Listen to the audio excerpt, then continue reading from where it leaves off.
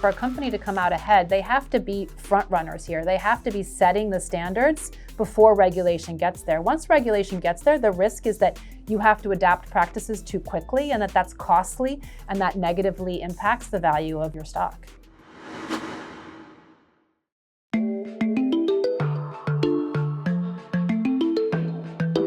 Welcome to Well Said, discussions with investors from across Wellington Management about market and geopolitical cross-currents and the long-term research required to make sense of them. I'm your host, Thomas Mucha. Steve Jobs once said, if you really look closely, most overnight successes took a long time. Building sustainability into a business isn't a new idea, nor is it something that has suddenly become attractive to investors. Successful companies find ways to create lasting competitive advantages and increase their value for years on end.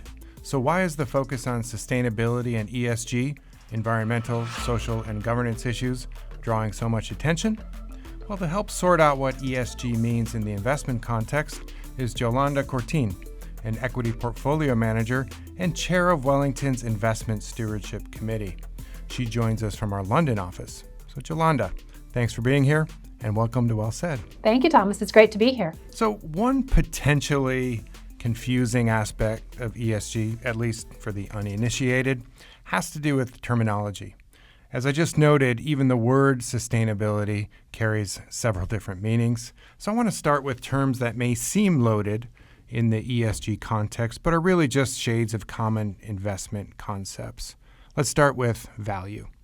Now, in the traditional sense, business value is about profits, cash flow, return on equity, all that stuff.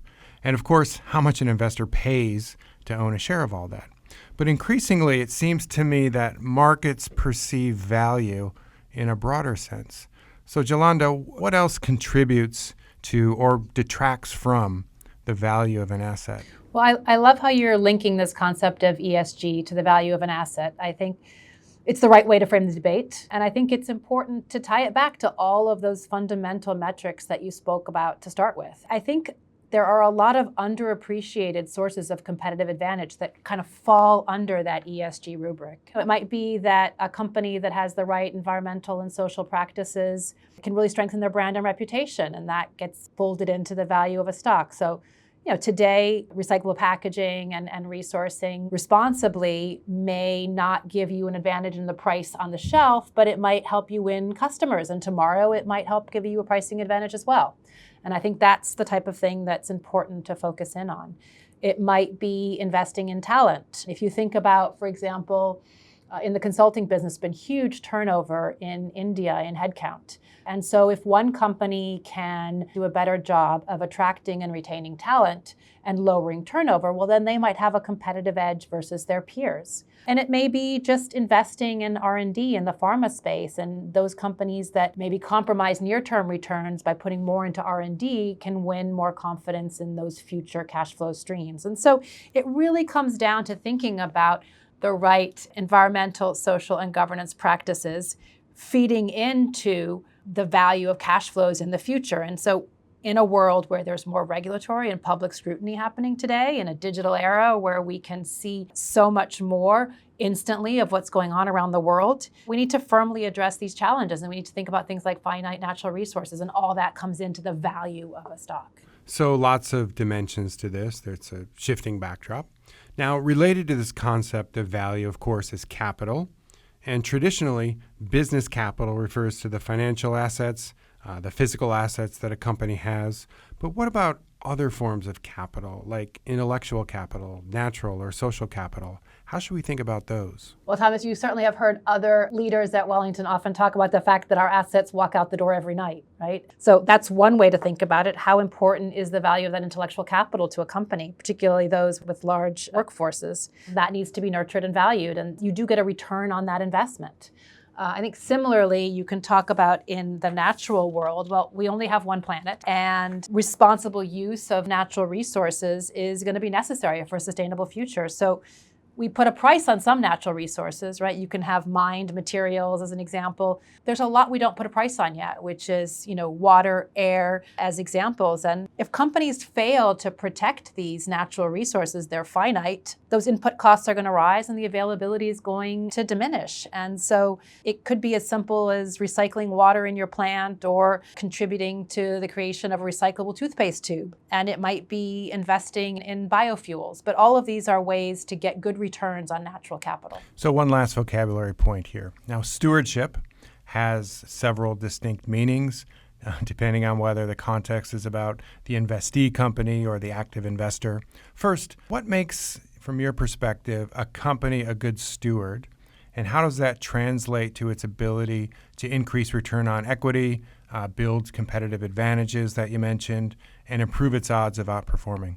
You're right. There's no clear and universal definition of stewardship. But at the heart of it for a company, it's about long-termism and preserving and growing the value for future generations. Companies that demonstrate strong stewardship have a number of common traits. We like to think about that as starting with a strong management team. We want companies to have empowered and independent boards that can provide challenge, that can look around corners. And importantly, boards outlast CEOs, are a really core piece of stewardship. They are strong capital allocators with a focus on balancing the needs of all stakeholders. And honestly, today, the larger a company is, the more they need a social license to operate. So it really takes a stakeholder mindset and a focus on the long term. So these are all examples of stewardship qualities that help sustain returns, improve adaptability, and ideally lower the volatility of earnings. But why is investor stewardship, proxy voting, regular company engagement, why is that so important? And not just for ESG-focused investors, but for any investor. I mean, after all, diligent investors have been engaging and voting proxies to drive behaviors that increase shareholder value for a very long time. So we talk about stewardship at the company level, and that's a duty of care to the stakeholders of that company. In the same way, we as investors owe a duty of care to our clients and how we're managing their assets, and that includes proxy voting and engaging, and that allows us as investors to encourage positive stewardship outcomes. So I think about our ability to vote against overboarded directors, and that means that hopefully the board has directors that have more capacity to take care and focus on the company at hand. We can call for the separation of chair and CEO, and that should hopefully drive a stronger and more empowered board. We might vote against an executive compensation plan where the interests are not aligned. And we can challenge managements to look inward at their practices. There's been examples where we've supported shareholder proposals to call for supply chain or racial audits. And all of that collectively, together with engagement, really helps us influence and drive better governance outcomes and better oversight. Is there anything about the shifting policy environment in the U.S. or globally that's changing the focus on this aspect? I think it should always be at the core of our fiduciary responsibility to be thoughtful about proxy voting. Governance trends do move, but it's towards best practice. And I think it's really important that we stay at the forefront of those practices. So then let's move to the asset management perspective of this concept. So you're chair of Wellington's Investment Stewardship Committee. So briefly, share with us the purpose of the ISC. The Investment Stewardship Committee oversees and it sets the strategic direction for stewardship practices across the firm. We oversee the evolution of proxy voting policy, and we're pushing for best practice. We oversee engagement practices and ensure that companies are really being held to account. So this is a firm with no CIO. Each investment strategy is looking to be authentic in executing its philosophy and process. So it's really important that we come together as a committee to set principles that each individual investment strategy can look for to guide how to best vote their proxies. Now, Yolanda, you spent a significant portion of your career as a global industry analyst. You were focused on the banking and finance sector. So what led you to shift your focus to ESG and stewardship? And how does your experience researching, traditional value sector like that help you do your job today? Well, banks are black boxes at the best of times. So in the middle of the global financial crisis, there was an extraordinary amount of stress on the sector and visibility was very, very low. So income statements and balance sheets only tell you so much. And I found in the global financial crisis that leaning into understanding the risk culture of a bank, so how did they think about underwriting risk through a cycle, or were they holding excess capital, as being really important.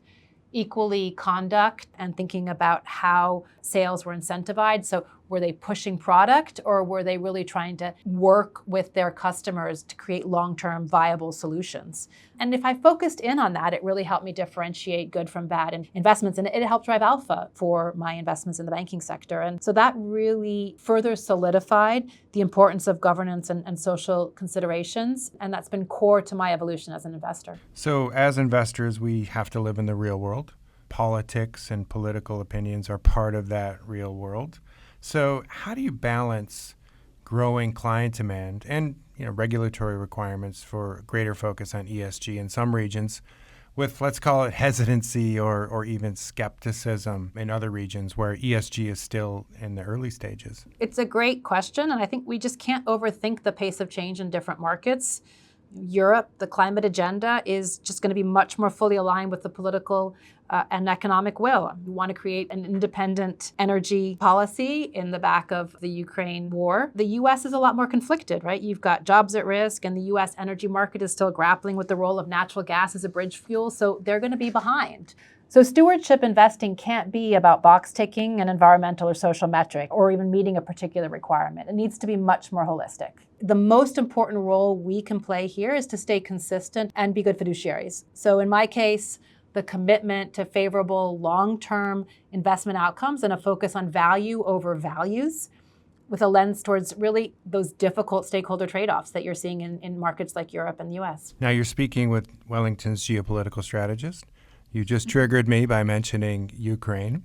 So let me jump into that for a second. Now, we've seen some industry watchers say that, there's a new G issue for many boards, geopolitics, of course, particularly in the light of the Ukraine war. We've got growing concerns about labor, exploitation, modern slavery, et cetera, et cetera.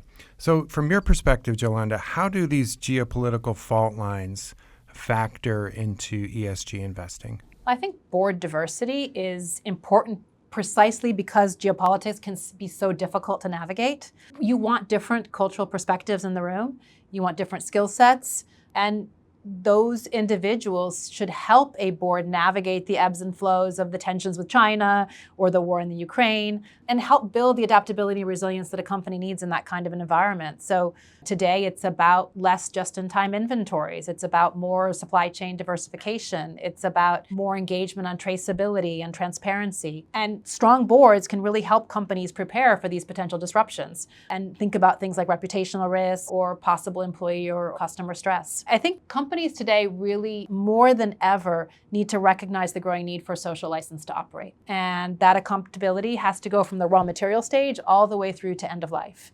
And you think about an event like what we saw in Rana Plaza back in 2013. You had 1,100 garment factory workers that unfortunately lost their lives as a result of that event. And I think that fallout is no longer externalized. Large multinational companies need to own their role in these events. And so supply chain audits, engagement and remediation are key towards that long-term resilience. And to get there, we just need to have open, honest, and respectful debates across geographies.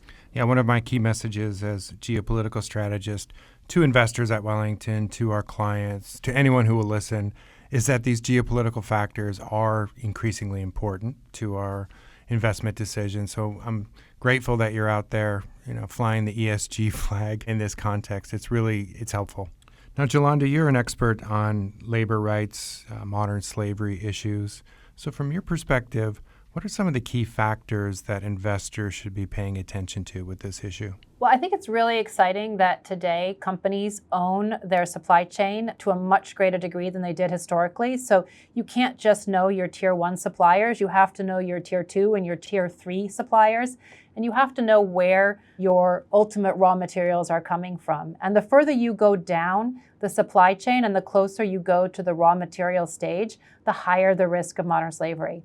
And so it really is about recognizing that risk, doing the appropriate on-the-ground assessment, and not just relying on surveys and the likes. I think one of the biggest flags for us is when a company says it doesn't have any evidence of modern slavery and therefore walks away and says we're fine.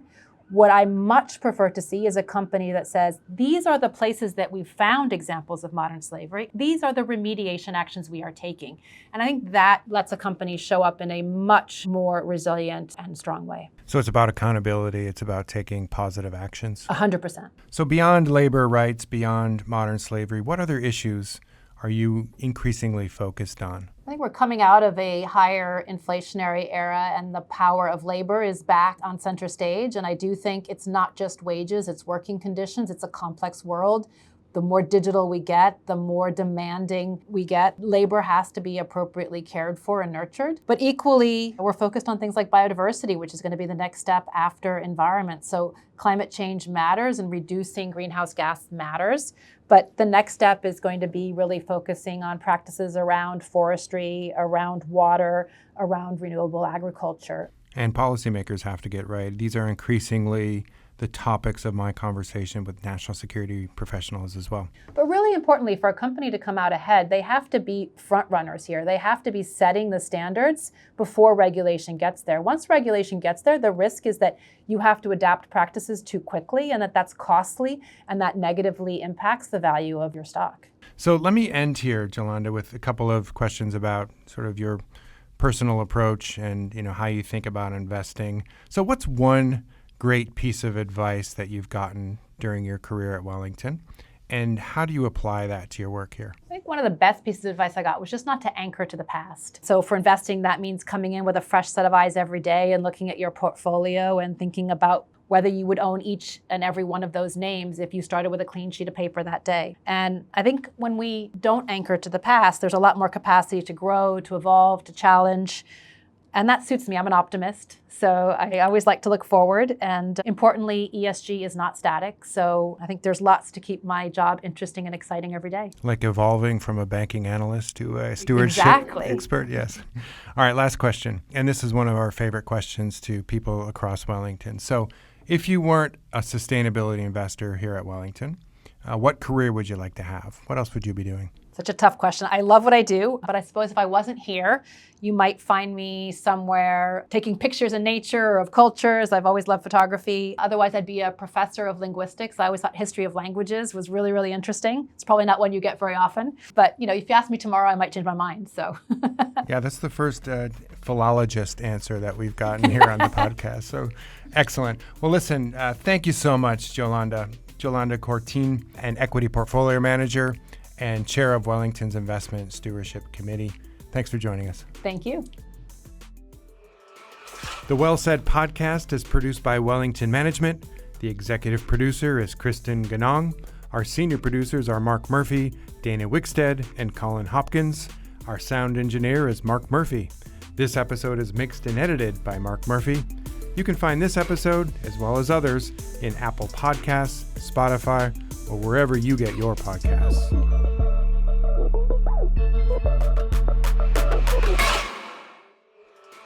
All investing involves risk, including the potential loss of principal.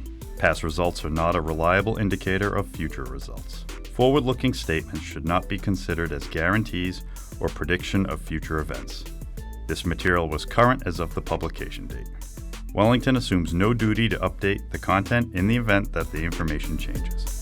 This commentary is provided for informational purposes only. It is not research that is required to be prepared in accordance with legal requirements designed to promote the independence of investment research, and it is not subject to any prohibition on dealing ahead of the dissemination of investment research. It should not be viewed as current or past recommendation and is not intended to constitute investment advice or an offer to sell or the solicitation of an offer to purchase any securities. It does not take into account the investment objectives, financial situation, or needs of any particular person. Wellington Management does not provide legal, tax, or accounting advice. The views expressed are those of the speaker and may not reflect the views of others at Wellington. This recording may not be reproduced or distributed in whole or in part for any purpose without the express written consent of Wellington Management. Please refer to the disclosure section of this podcast for complete details.